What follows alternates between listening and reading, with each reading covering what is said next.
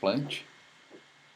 E um dos pontos principais que a gente tem é que existe, né, e tem uma área muito intensa de pesquisa voltada aí para descobrir novas abordagens para os transplantes, porque há uma necessidade muito grande.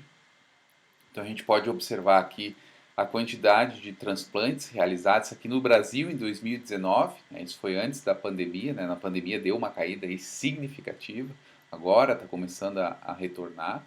Mas a gente tem vários tipos de transplantes que são realizados no país.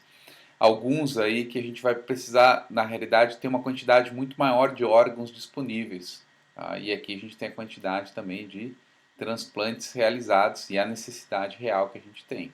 Alguns desses órgãos são privilegiados do ponto de vista imunológico, como a córnea, né? No entanto, os outros a gente vai necessitar aí fazer o uso de medicamentos imunossupressores. E essa aqui é a evolução anual dos doadores no Brasil. De fato, subiu muito nas últimas décadas. No entanto, agora em 2020, em virtude da pandemia também, essa redução ela foi significativa. Mas falando agora dos diferentes tipos de enxertos, então nós temos o transplante, né, ele pode ser realizado com diferentes tipos de enxertos.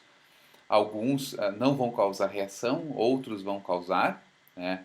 O autoenxerto é um enxerto que é realizado com os tecidos do próprio indivíduo, então eu posso remover uma parte, né, do meu corpo e transplantar para outro local que não vai ter problema, e não vai ter problema porque o sistema imunológico é o mesmo.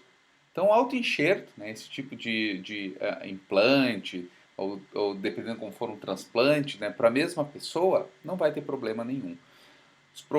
Também não vai ocorrer esse tipo de problema quando tem os isoenxertos, né, os indivíduos singênicos, são os irmãos que têm geneticamente idênticos, os gêmeos univitelinos. Lembram disso, das aulas de genética? Eles são geneticamente idênticos, consequentemente o sistema imunológico é o mesmo. Então é possível fazer transplante de um gêmeo idêntico para outro gêmeo idêntico sem possibilidade de rejeição, porque na realidade são o mesmo organismo. Né? Os gêmeos idênticos eles são clones um do outro, então geneticamente iguais. Os problemas vão de fato começar a surgir a partir do alloenxerto, onde eu tenho aqui indivíduos diferentes, muito embora sejam da mesma espécie, né? As proteínas expressas ali pelo MHC, que é o complexo principal de histocompatibilidade, elas são diferentes. Então ocorre reação de rejeição. Então, nos haloenxertos ocorre reação de rejeição, são indivíduos da mesma espécie, mas não são geneticamente iguais. E o caso mais drástico aqui é o xenoenxerto entre espécies diferentes. Esse sim causa uma resposta hiperaguda muito rápida. No entanto, existe uma série de abordagens, inclusive postei um vídeo para vocês, que fala ali de uma entrevista, uma pesquisadora explicando a importância de tentar se trabalhar e do porquê tentar se trabalhar com a produção de órgãos para transplante em humanos, mas órgãos provenientes aí de suínos. Então tem essa linha de pesquisa aí que visa atender essa demanda, né, como eu mostrei nos gráficos anteriores para vocês, de órgãos que, enfim, uma série de indivíduos acabam falecendo porque não tem o recebimento aí desses tecidos, porque não estão disponíveis, né? Então o alloenxerto ele é o mais comum.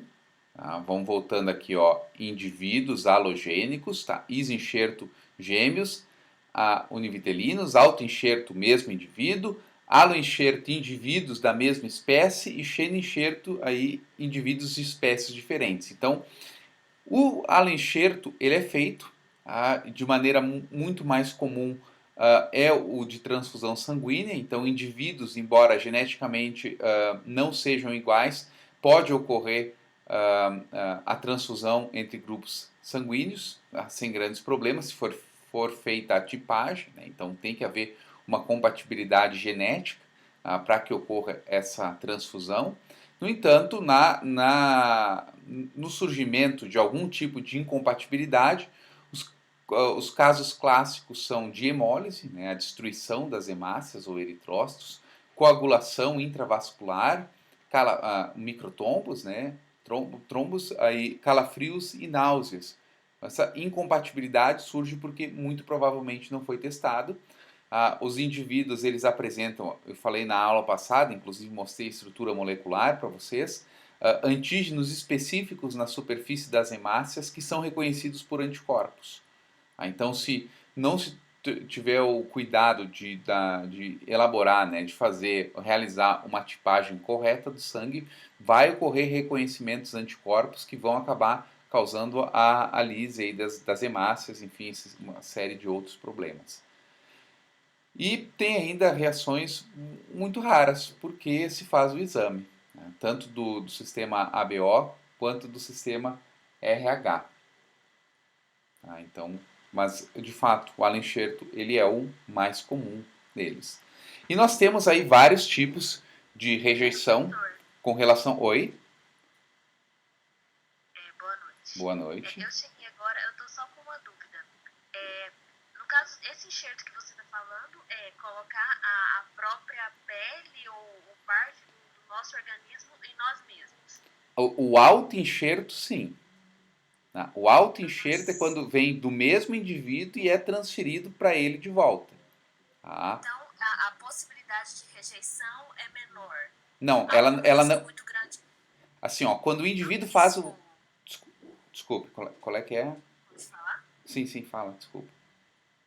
Há um risco muito grande no caso, por exemplo, se não foi um acidente, se não tem a necessidade, por exemplo, a pessoa tem como tirar a parte eu acho que eu não sei, dos tecidos, por exemplo, para tirar de uma parte do corpo para aumentar o bumbum. Existe isso, não existe? Sim.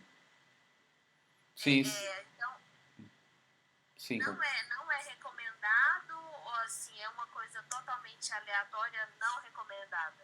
Um risco muito grande que não compensa. Não, na realidade, pro indivíduo, né, transferir partes do corpo dele para ele mesmo, não há problema algum. Isso a gente chama de auto-enxerto, é um enxerto do indivíduo. Como as células que são implantadas, né, elas são do próprio indivíduo, todo o sistema imunológico ele é reconhecido como próprio. Então, todas as estruturas, desculpe, são reconhecidas como próprio, porque é o mesmo corpo. Então, por exemplo, se eu transfiro, aí tu falaste, por exemplo, de retirar gordura, colocar nas nádegas, né? Existem outras abordagens, isso não vai ter problema nenhum em termos de rejeição, porque geneticamente não tem problema nenhum. É o mesmo indivíduo, o sistema imunológico é o mesmo, não vai ser reconhecido como algo estranho. O que vai ocorrer nesses casos aí de cirurgias, né, que são invasivas de fato, é problema decorrente da própria cirurgia, mas para o indivíduo não vai ter problema. Os problemas surgem aí, e para gêmeos também. Tu não estavas no início, né, eu expliquei, entre gêmeos que são geneticamente iguais, são clones, também pode ocorrer aí a transferência de tecidos, né, e órgãos sólidos que não vai ter problema nenhum. Tá. Eu tenho outra pergunta, mas eu acho que tem alguém tentando entrar na sala. Deixa eu ver aqui.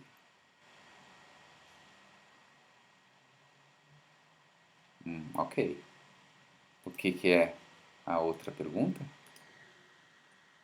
No caso, você já viu as pessoas utilizarem a pele de tilápia para fazer uma cicatrização? Como que é isso? Eu vi isso num programa. Eles removem, mas é com a ideia mais de estimular um pouco, mas essa pele não vai ficar. Essa pele vai ser removida. Eles tratam ela para remover o máximo de moléculas ali que podem causar uma reação de rejeição, mas é só por um tempo. Aquilo estimula o crescimento, enfim, mas aquilo é removido. A pele ela não permanece no lugar. Sim, a pele de tilápia, ela ajuda como na cicatrização? Não sei. Não tem... Eu sei, eu posso falar? Pode.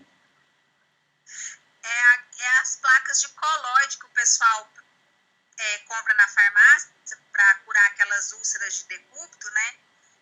É o mesmo processo da pele. É só no primeiro momento, tipo, para ajudar a formar, tipo, acho que é colágeno, um monte de coisa que tem pro processo de cicatrização. E é o mesmo processo dessas placas de colóide. atendia isso aí lá quando eu participava de um programa chamado Melhor em Casa. Então a gente atendia muito idoso que tinha escara. E aí a enfermeira me explicou isso aí, que eu acompanhava, né?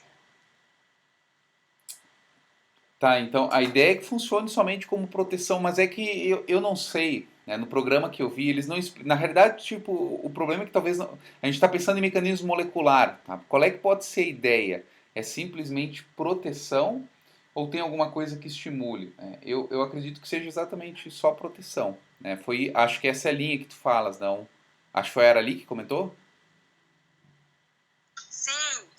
Ah, mas e eu também não sei quem perguntou, foi a Ana? Sim, foi eu que perguntei. É. Então, no caso, age mais ou menos só como a tilápia, a pele de tilápia age mais ou menos só como uma higienização do local? Ah, eu não vou te responder porque eu não sei, tá? Mas eu vou descobrir. Quer dizer, se tiver uma explicação, nas reportagens que eu vi não explicaram os detalhes moleculares sobre isso. Eu sei que pode ser feito, eu sei que funciona, reduz muito tempo de recuperação, mas me parece que era muito mais relacionado com a proteção do local.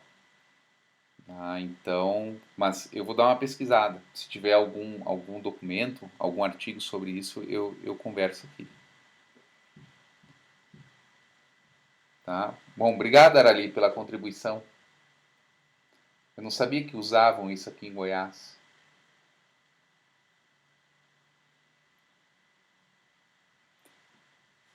Bom, mas vou voltar aqui então. Tá falando de alguns tipos de enxerto. E aí, enxerto, né, a gente pode pensar em pele, transplante de pele, mas isso não chega a acontecer com a da tilápia, né? Não sei, mas deduzo que não. O transplante de enxerto mesmo, a gente vai ter, por exemplo, formação de vasos sanguíneos. E aí sim vai possibilitar o estabelecimento daquela pele que foi transplantada, por exemplo. E aí vai ter uma série de reações imunológicas. Se fosse o caso, por exemplo, de enxerto, teria uma resposta hiperaguda e não aconteceria.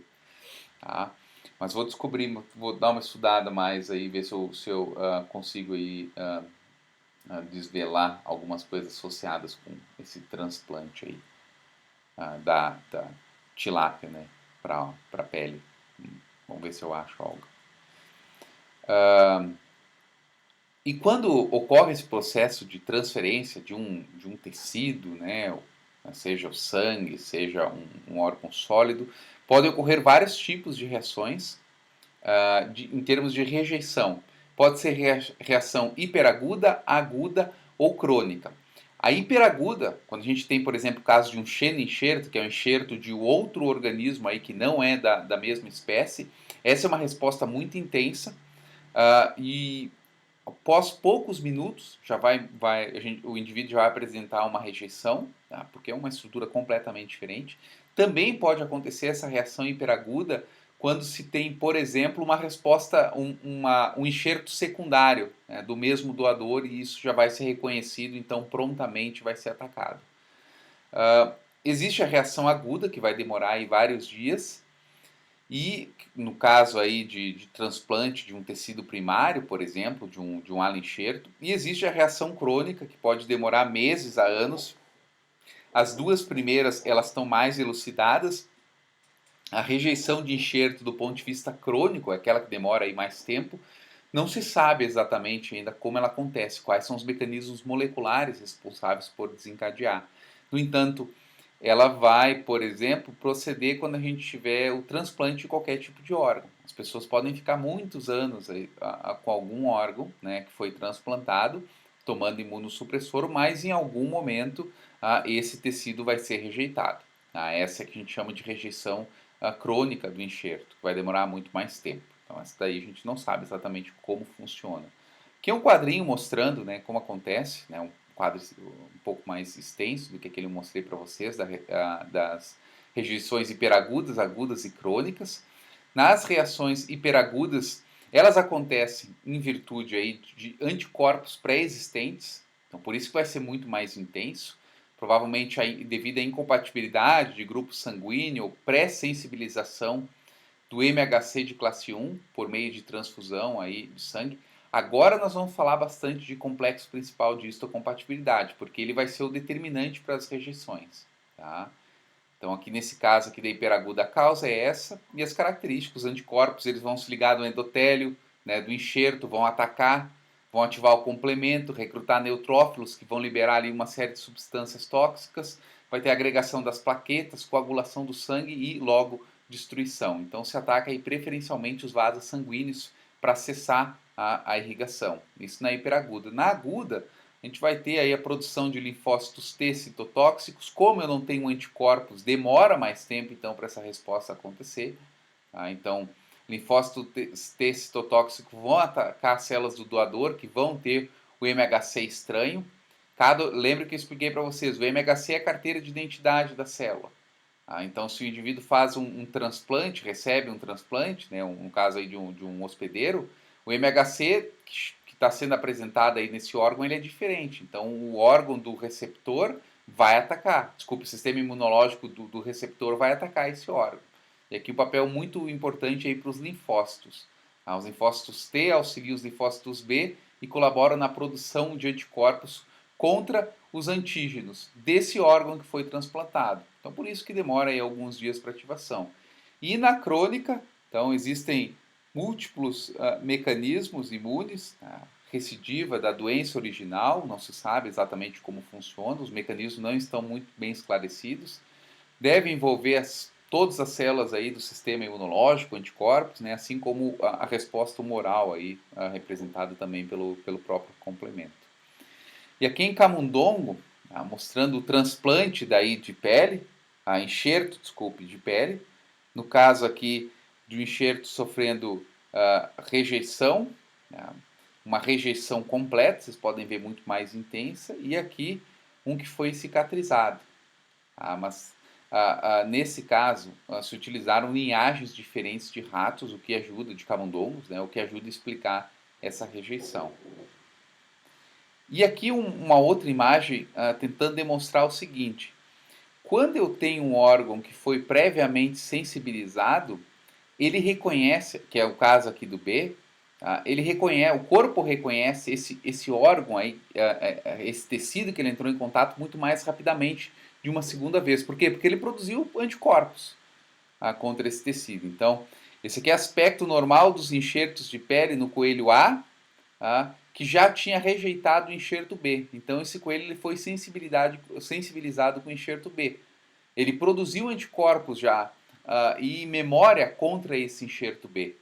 E quando esse enxerto B teve um primeiro momento de contato, né, e quando o enxerto B ocorrer de novo, esse enxerto vai ser prontamente detectado e eliminado. Muito mais rápido, por exemplo, que a degeneração que a gente observa com os tecidos, por exemplo, A1 e C1, que acabaram degenerando depois, porque havia sido a primeira vez de transplante. No entanto, se num segundo momento esse enxerto A e enxerto C forem inseridos no mesmo animal, vai acontecer aquilo que aconteceu com B, uma reação muito mais intensa. Então, o corpo ele pode ser sensibilizado com relação a algum tipo de tecido que ele tenha sido previamente exposto, e aí ele vai atacar esse tecido. Professor? Oi? O nosso organismo, ele não rejeita o silicone igual rejeita outros órgãos? Não.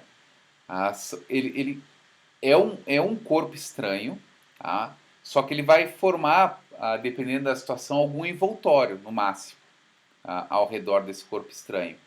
Porque eles são testados todos esses materiais que compõem, não só isso, não só o tecido, por exemplo, o material que faz silicone, mas a gente vai pensar para cirurgias, que às vezes tem que colocar telas ou algo do tipo, elas são testadas para não causar a reação imunológica no organismo. Tá? Então isso já foi avaliado, em algum momento alguém testou isso.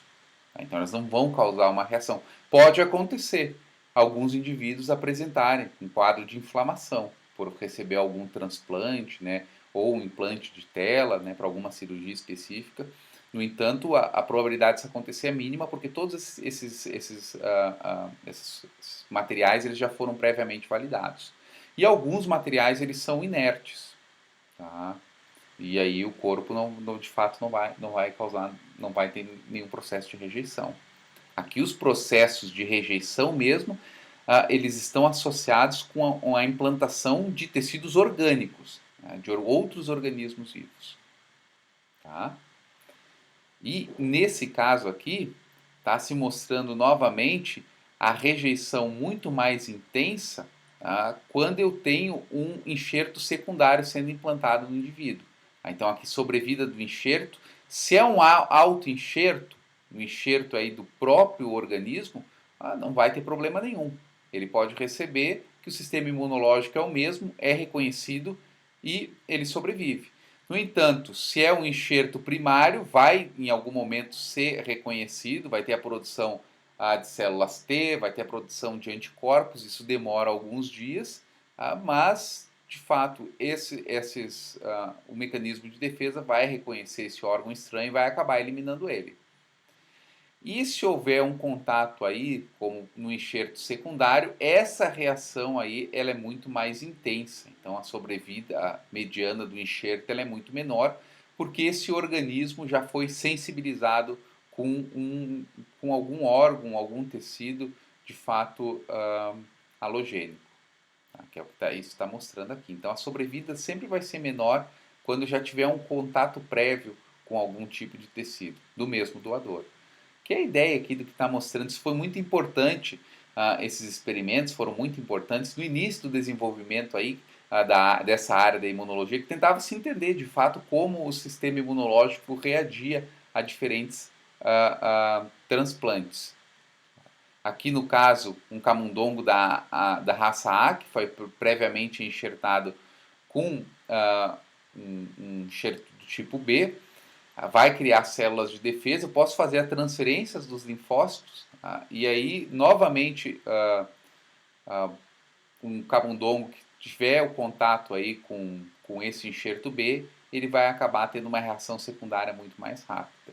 Não é o que acontece quando, por exemplo, eu tenho um contato inicial aqui com um tecido, né, diferente, como a gente pode observar aqui, esse aqui era um tecido inicial, depois é um tecido diferente que é transplantado, e eu tenho uma reação de rejeição primária. Ocorre a reação, mas ela é muito mais demorada. Novamente aqui mostrando que o indivíduo ele pode ser sensibilizado com relação a algum tipo de transplante prévio que ele tenha recebido.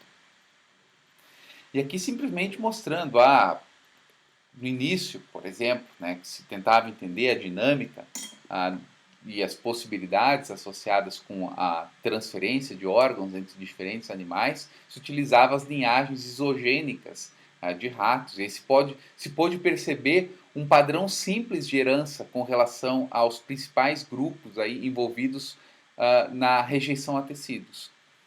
Então, se aqui, por exemplo, nesse caso, se expressando de forma mendeliana. Eu tenho inicialmente aqui dois ratos A e B, os dois alelos aqui estão sendo representados. Tá? Eu posso trabalhar dessa forma porque esse complexo eles segregam em blocos, então se eu tenho os camundongos isogênicos, isso é possível de ser observado. Então, num cruzamento aqui de F1 eu vou ter esses indivíduos AB. Depois, na F2, eu vou ter, aqui eu vou ter AB, e na F2 eu vou ter as variantes. Tá? Lembrem das aulas de genética, que os indivíduos vão ser todos heterozigotos, todos podem receber enxerto de A ou de B. Por quê? Porque eles apresentam aqui a constituição genética tanto de A quanto de B, então eles podem receber o tecido. No entanto, à medida que eu vou fazendo o processo aí de segregação, somente, por exemplo, nesse caso aqui na F2, os indivíduos podem receber a pele A, aqueles que têm o genótipo A. Aqueles do genótipo B já não podem mais receber. Então, mostrando que esse padrão ele pode ser determinado aí pelas simples leis mendelianas, né? Pelo menos para os principais grupos. E aqui o indivíduo, aqui, o transplante PLB pode ser feito naqueles que guardam o genótipo B, não aqueles que guardam o genótipo de A. Então, essa é a herança dos genes que controlam os antígenos de transplante. Não é tão simples assim mas já dá uma ideia muito boa assim, de compreender que esses transplantes, né, e a capacidade de rejeição, eles ocorrem aí com alguns genes que segregam em bloco. Tá? E esse bloco é o MHC, ou CPH, que é o complexo principal de histocompatibilidade. E vou mostrar para vocês o complexo principal de histocompatibilidade. Ele é composto aí por vários loci diferentes, com uma ampla variação, e se chama de complexo principal de histocompatibilidade, porque quando os primeiros pesquisadores começaram a verificar, em termos genéticos, onde é que estava a região responsável por responder de forma mais intensa à rejeição de um transplante, eles descobriram aí essa região, que é o complexo principal de histocompatibilidade. Então, o complexo principal de histocompatibilidade, né, é uma região no cromossômica, tá, onde a gente vai ter várias proteínas que estão envolvidas, a formação de várias proteínas envolvidas na produção do MHC, que são as moléculas, né, que vão permitir o corpo identificar aquilo que é próprio do que é não próprio. Então, vamos tentar exemplificar aqui depois mais em detalhe como é o MHC. Tá? Mas esse MHC, ele vai então ter como consequência a própria responsável pela incompatibilidade em virtude do reconhecimento de algumas sequências de peptídeos aí que são não próprias. E a gente vai poder ter diferentes tipos de reação quando o indivíduo tem um transplante. Ou o corpo do hospedeiro reage a esse órgão que foi transplantado, ou o órgão que foi transplantado também pode reagir ao próprio corpo do hospedeiro. Essa aqui é uma reação de enxerto versus hospedeiro. Ou seja, o indivíduo ele sofreu um transplante, o caso mais, vou dizer interessante, o caso bem estudado aí em termos da imunologia é o transplante de medula óssea do doador. Então, o doador, por exemplo, ele doa medula óssea, né, para o indivíduo, né, o hospedeiro, só que as células desse doador, eles passam a identificar os tecidos do organismo aqui do receptor, do hospedeiro, e atacam. Então, geralmente isso ocorre, né, em indivíduos que vão estar imunocomprometidos. Então, eles podem ser, as células do doador podem acabar destruindo os órgãos do receptor. Vamos pensar aí no caso, o indivíduo teve um problema aí de câncer, teve que eliminar o sistema imunológico dele para fazer um transplante. De alguma maneira, algumas células dessa medula que foi transplantada passam a atacar o tecido do hospedeiro. Tá? Então isso pode acontecer. Tá? Reações aí de enxerto versus o hospedeiro. Muito embora o que seja mais estudado é o contrário, né? As reações do hospedeiro. Então, os principais mediadores dessa reação aqui, do enxerto contra o hospedeiro, é a liberação de algumas moléculas, principalmente TNF, que vão ativar o sistema imunológico, vão fazer com que sejam destruídos os tecidos do próprio hospedeiro. Tá? Quem ataca aqui, que está mostrando a figurinha, é o linfócito T do doador.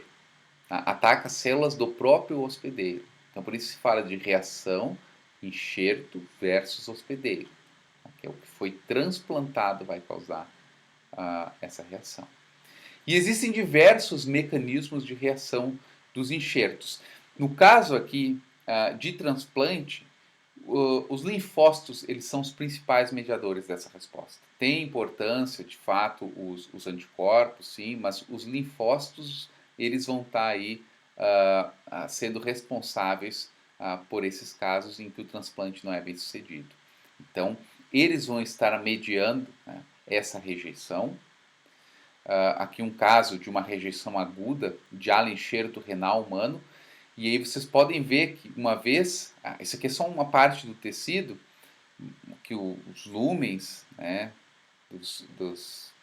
mas o importante é que a gente observa de fato uma migração. Isso aqui são tudo células que migraram, células de defesa que vão atacar esse órgão que foi reconhecido aí como estranho.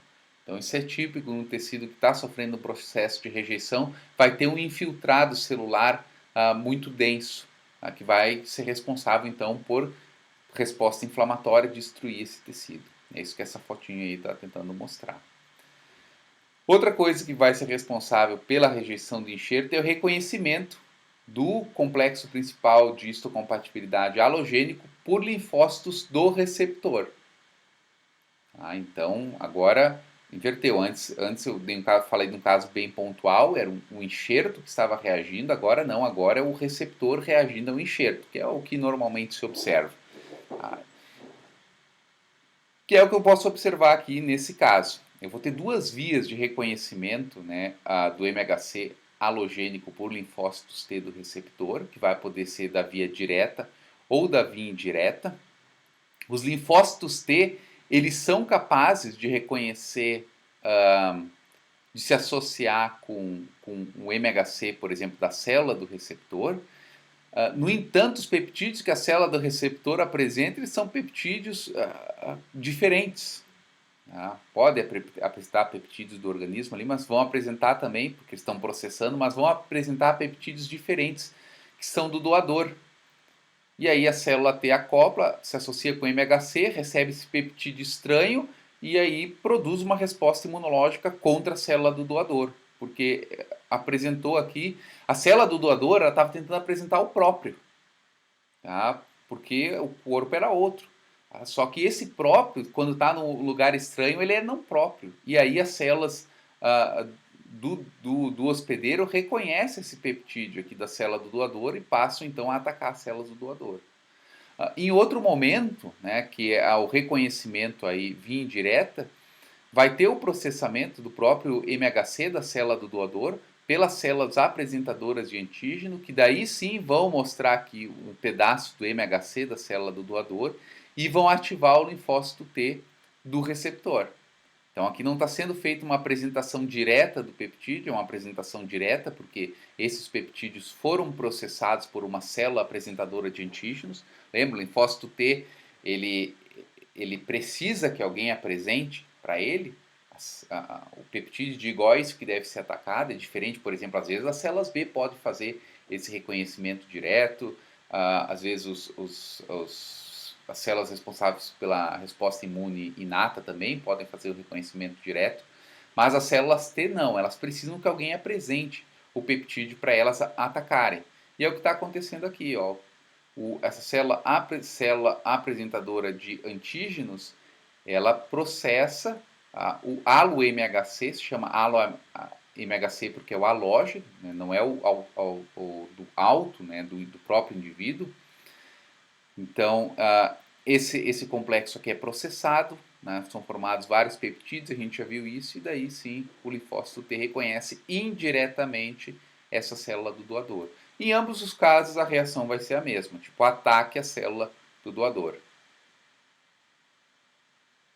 E tem também, obviamente, o papel dos anticorpos aí envolvidos nesse processo, muito embora eu já tenha dito para vocês que o papel aí muito importante vai ser mediado pelas células T.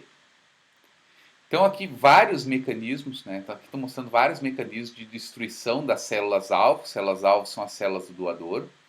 Eu posso ter um linfócito T sensibilizado, que vai reconhecer o peptídeo apresentado pela célula-alvo. Lembre-se, o TCR da célula aqui ele pode se associar com MHC. No entanto, o peptídeo apresentado pela célula-alvo é um peptídeo não próprio, e a célula-alvo vai ser, então, destruída.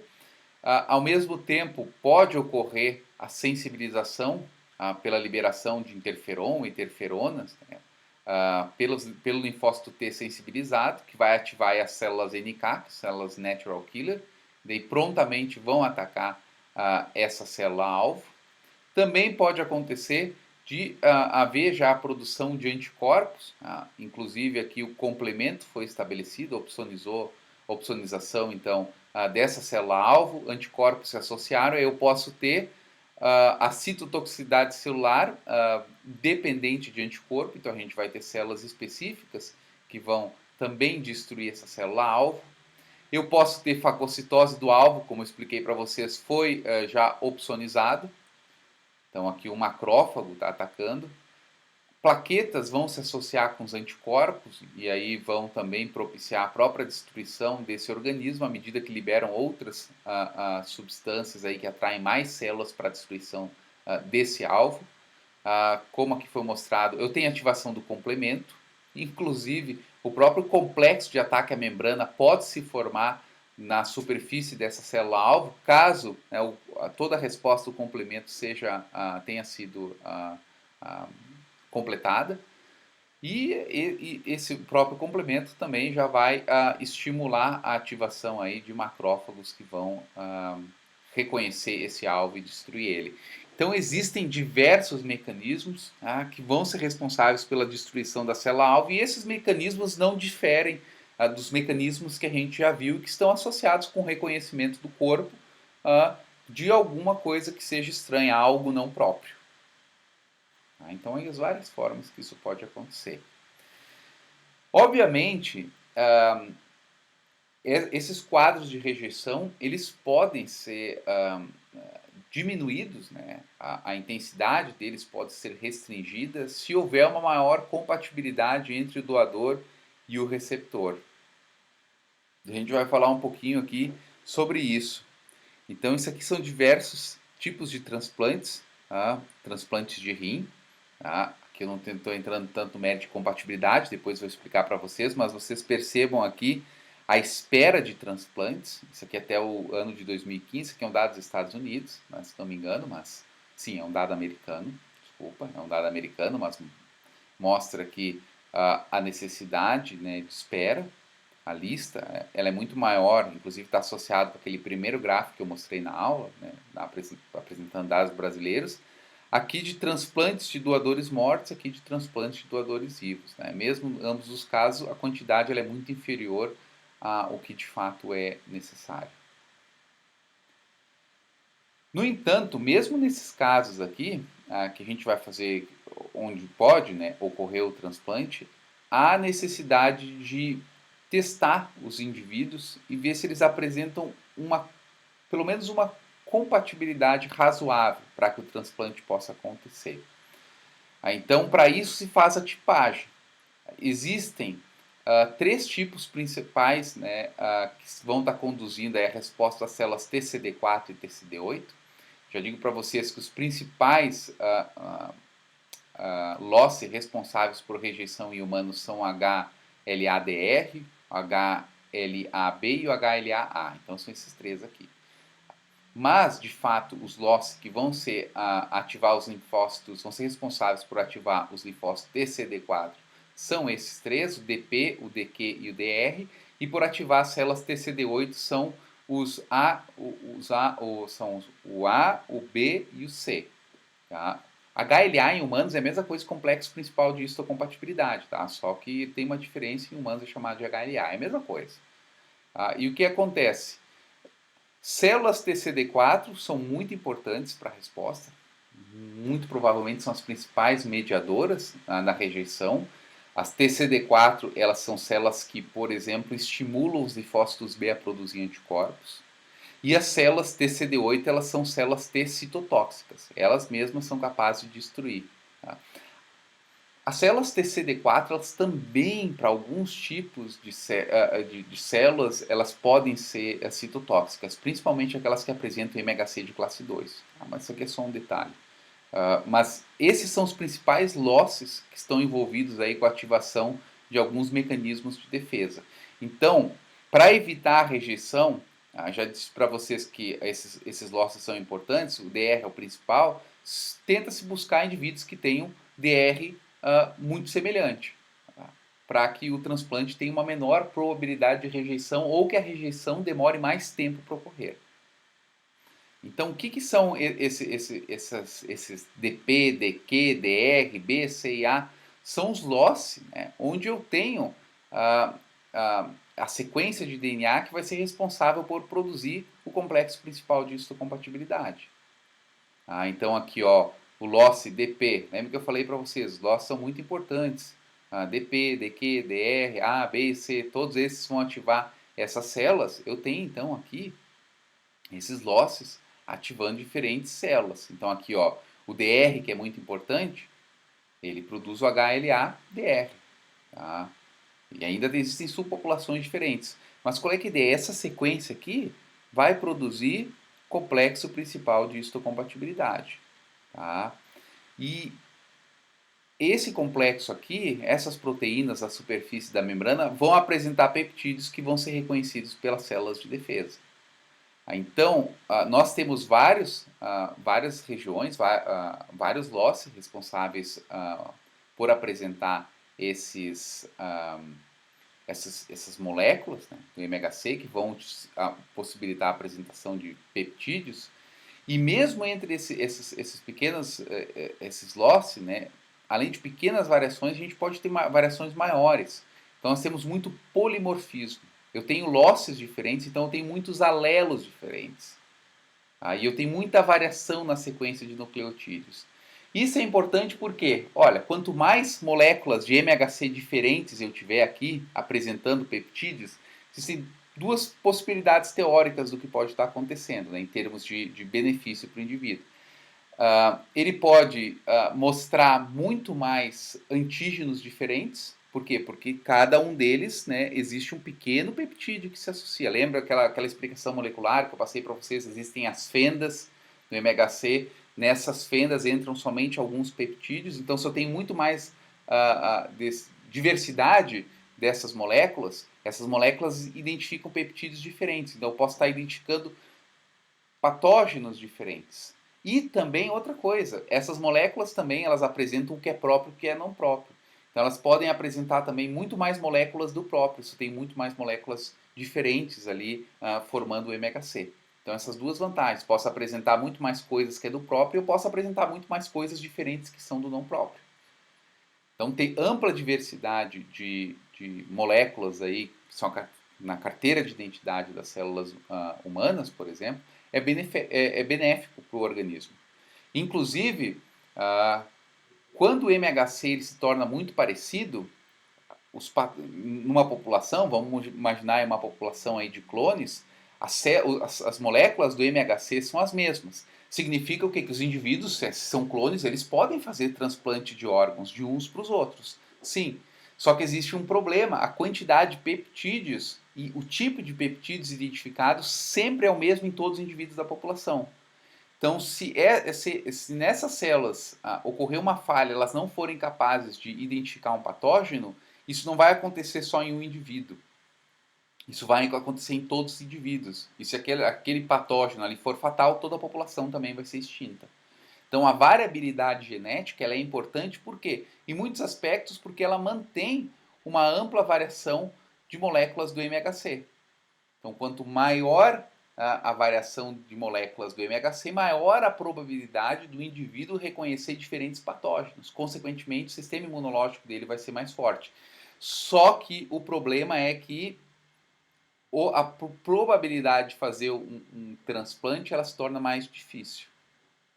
Porque ele já identifica muitas moléculas mais diferentes e do próprio também.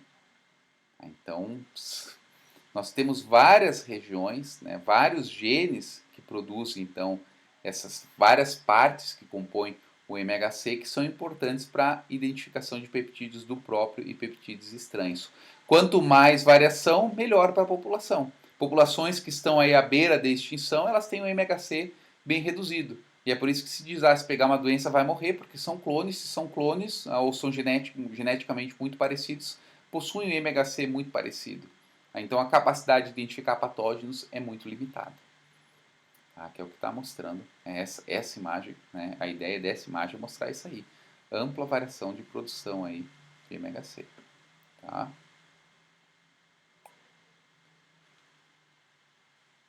No entanto, ao longo do tempo, né, a própria evolução aí da sociedade, da medicina, ela propiciou que os transplantes hoje, eles ocorram, mas para isso, mesmo, porque sempre vai existir incompatibilidade, tá? Esse é um ponto. A questão é se a incompatibilidade ela vai ser maior ou menor. Quanto menor, melhor, porque vai ser a probabilidade de rejeição, consequentemente, né, vai reduzir drasticamente. Mas só isso não é suficiente. Há necessidade de se utilizar medicamentos para suprimir o sistema imunológico. Suprimir algumas células específicas do sistema imunológico que estão associadas com o mecanismo de rejeição, principalmente as células T. Então, os indivíduos, além de ter compatibilidade genética, ou seja, ter os MHCs mais parecidos possíveis. Quando eu digo assim para vocês, o MHC, porque é o complexo principal de histocompatibilidade, ele tem uma importância maior. No entanto, isso não quer dizer que os outros genes aí envolvidos com a mecanismo de rejeição, eles não sejam relevantes. Muito pelo contrário, eles podem ser o determinante para a morte do indivíduo. Tá? Mas aqui estou falando do MHC porque o que é mais frequente, o que é mais estudado, de fato tem uma importância mais relevante aí do ponto de vista da medicina. Então, se eu vou ter reação de rejeição independente do organismo que eu estou recebendo o órgão, mesmo tendo uma compatibilidade mais próxima, eu preciso do auxílio, então, de remédios que venham a reduzir a resposta do sistema imunológico do hospedeiro que recebeu o tecido. Então, existem aí vários tipos de terapias de indução, que ocorrem principalmente no momento que o indivíduo recebeu um órgão novo, o corpo logo vai reconhecer aquilo como estranho, então para não dar essa resposta muito intensa, se faz uma terapia de indução, para que o corpo não responda de maneira brusca ao órgão que foi transplantado. Depois disso, há necessidade de fazer a terapia de manutenção.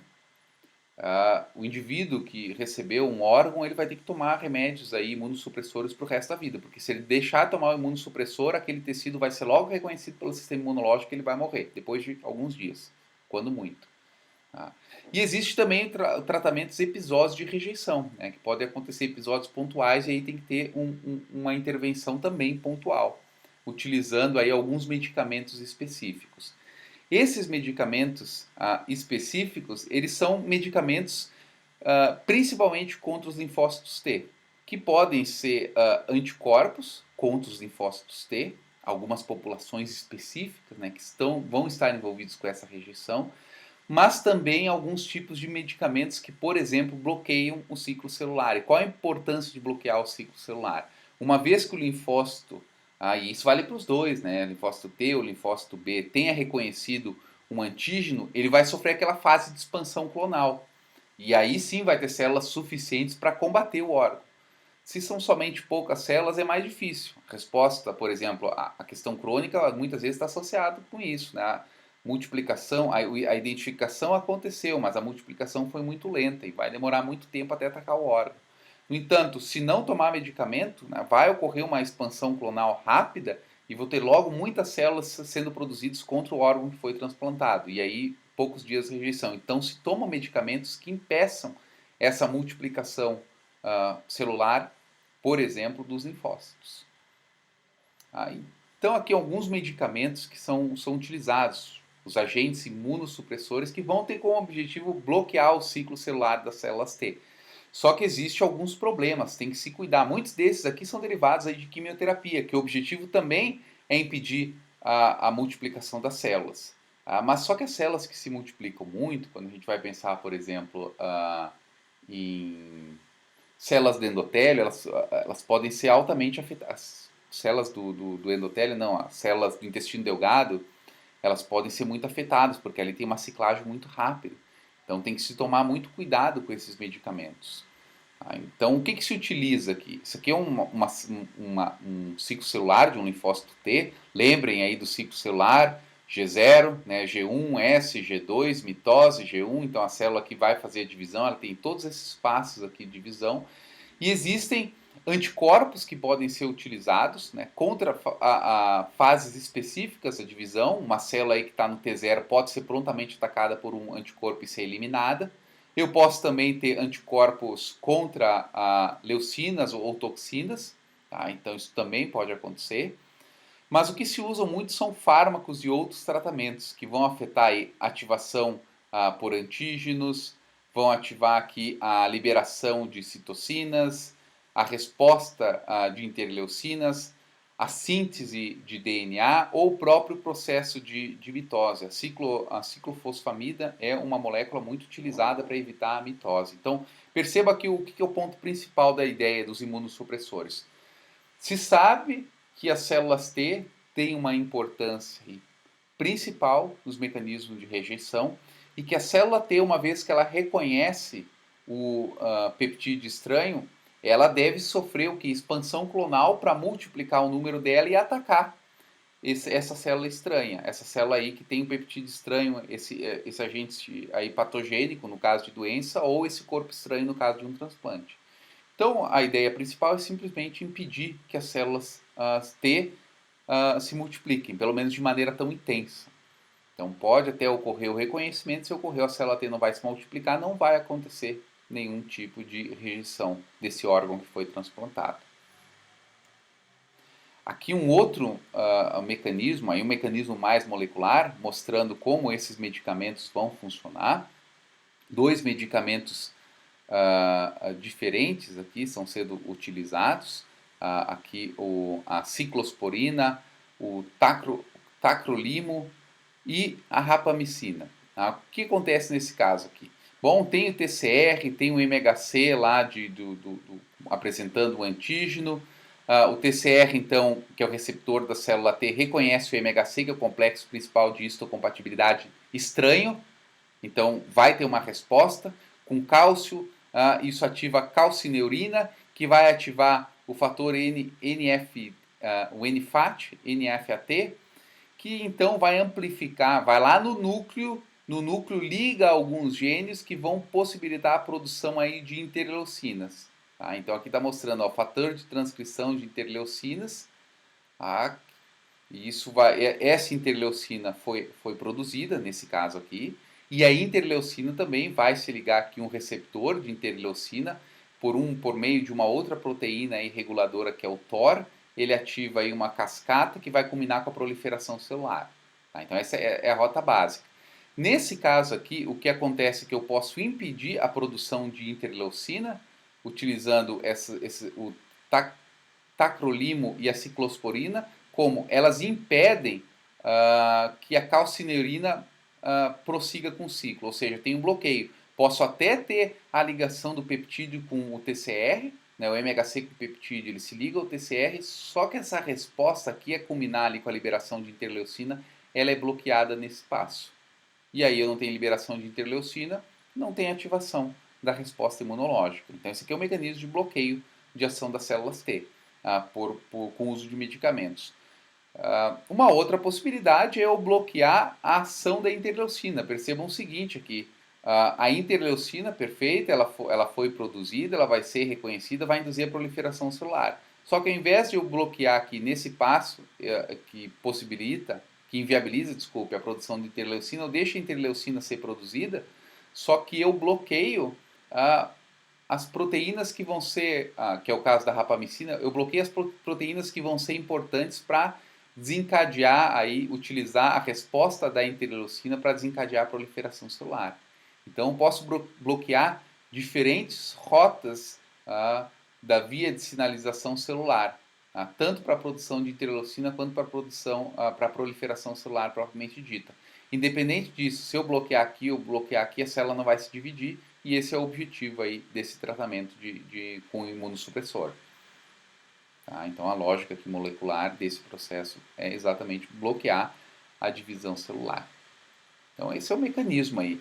Também pode acontecer de utilizar, se fazer uso de alguns bloqueadores específicos. Não é só o TCR, isso a gente já conversou em alguns momentos, não é só o TCR que é necessário para o reconhecimento do peptídeo, como está mostrando aqui. São necessários também correceptores, caso aqui do tipo CD8, esse linfócito T. Então o TCR se associa com MHC estranho, né, que está apresentando aqui o peptídeo lá do órgão do indivíduo. E também tem um ativador, né, umas moléculas que vão se associar aqui com o correceptor que está na superfície da célula T. No caso aqui, B7 se associa com CD28. E essa associação aqui também tem que acontecer para que ocorra a estimulação da célula T. No entanto, podem ser utilizados outras moléculas que bloqueiam a ação do correceptor com o ligante. E aí eu não tenho processo de coestimulação e minha célula T não é ativada. Eu tenho uma anergia, que é o contrário da alergia. Eu tenho uma não resposta, uma não estimulação do linfócito T. Então eu posso bloquear moléculas que são importantes para a coestimulação das células de defesa. Então existem medicamentos aí que são direcionados para isso. Há a possibilidade de fazer, inclusive anticorpos.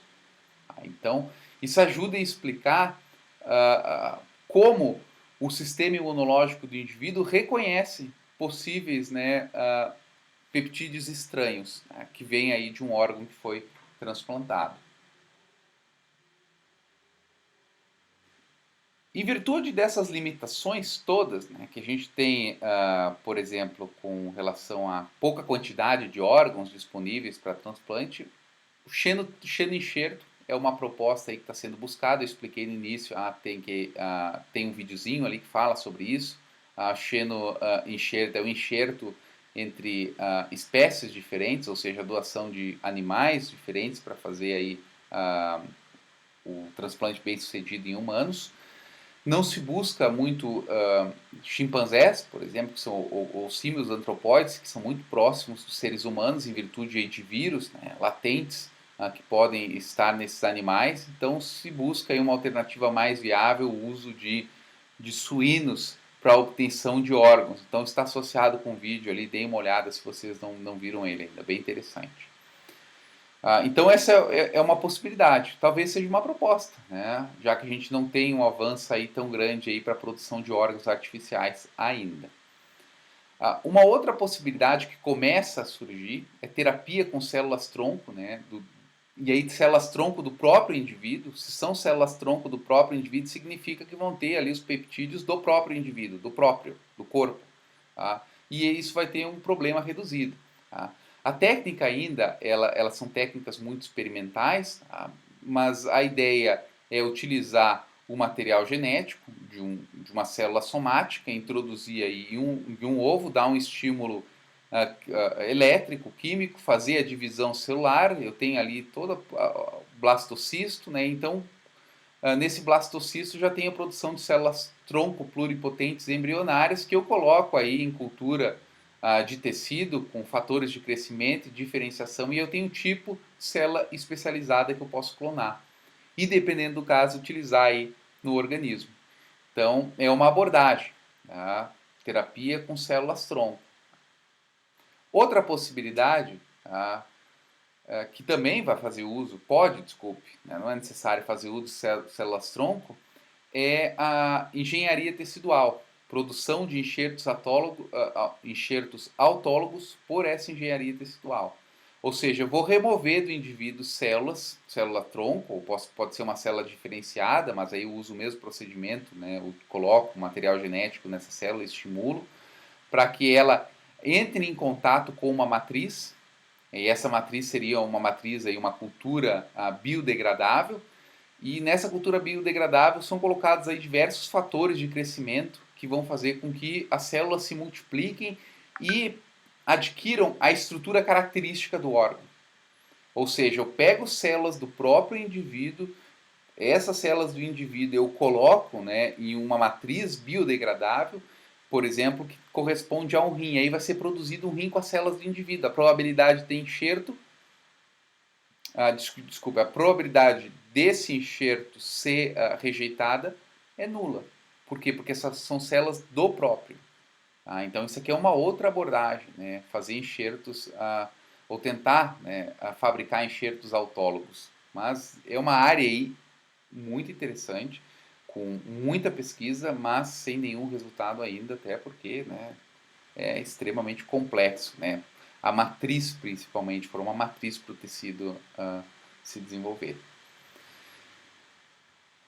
E existe uma série de experiências clínicas com enxertos, existem locais privilegiados, a gente já conversou sobre locais privilegiados do ponto de vista imunológico. A córnea é um desses locais, então um transplante de córnea, se o indivíduo não tiver sido previamente sensibilizado, né, senão a córnea pode ficar curva, isso pode acontecer e ser rejeitada, mas o transplante de córnea não vai ter problema, porque é um tipo de tecido que não tem vascularização, não tem, consequentemente, a presença de células T. Se tem células T que migram para esse local, existem moléculas ali que vão fazer a apoptose das células T. Então tem uma série de mecanismos de defesa aí associados com a córnea. Aliás, mecanismos de defesa não, existe uma série de mecanismos de rejeição dos sistemas de defesa do corpo na córnea.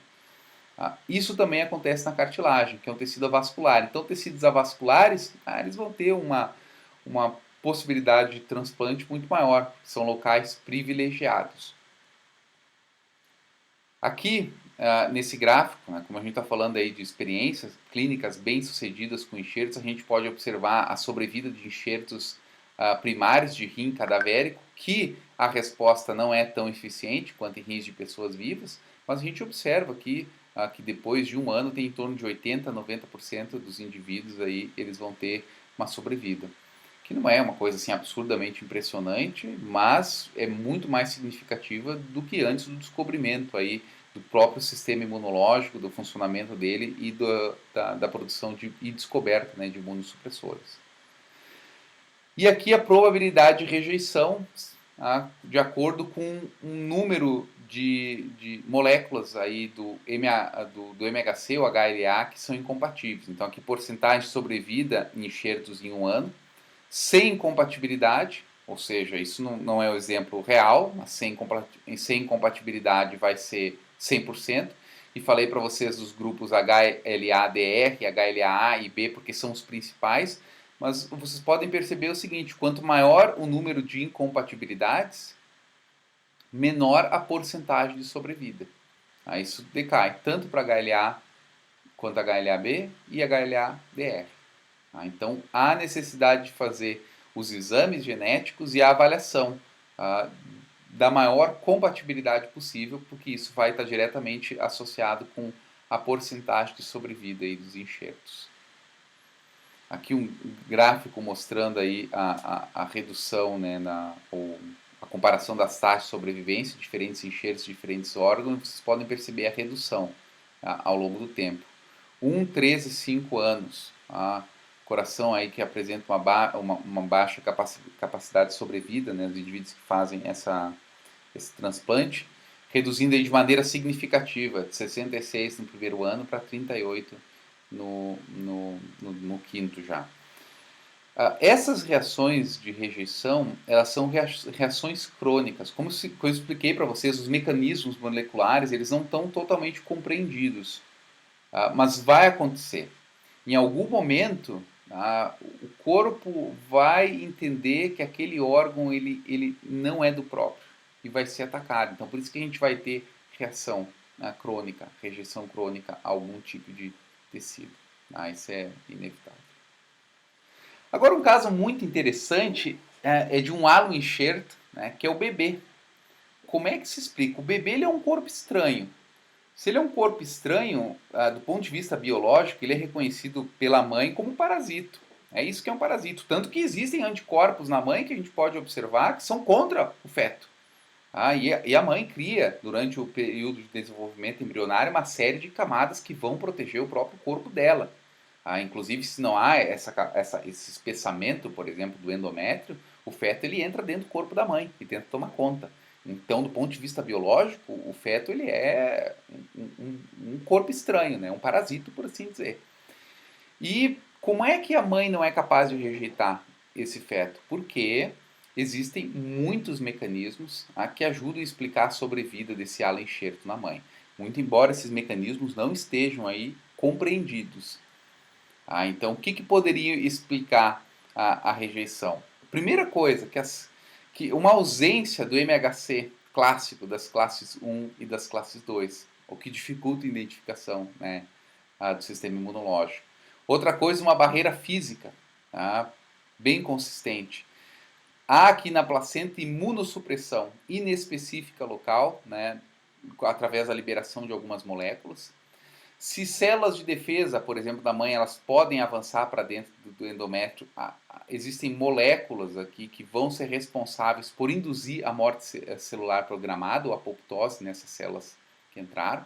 Existem moléculas de defesa que estimulam, então, a manutenção, né, do feto dentro da placenta, né, e, consequentemente, no corpo da mãe. Existe uma série de proteínas do complemento. Lembra? O complemento ali vai formando, vai opsonizando. Existe uma série de proteínas que impedem que o complemento se estabeleça. Outra coisa que a placenta induz ali o silenciamento dos genes de quimiocitocinas. E além disso, existe resistência à citotoxicidade. Então, esses são alguns dos possíveis mecanismos que ajudam a explicar como o feto pode se manter no corpo da mãe, mesmo sendo um corpo estranho.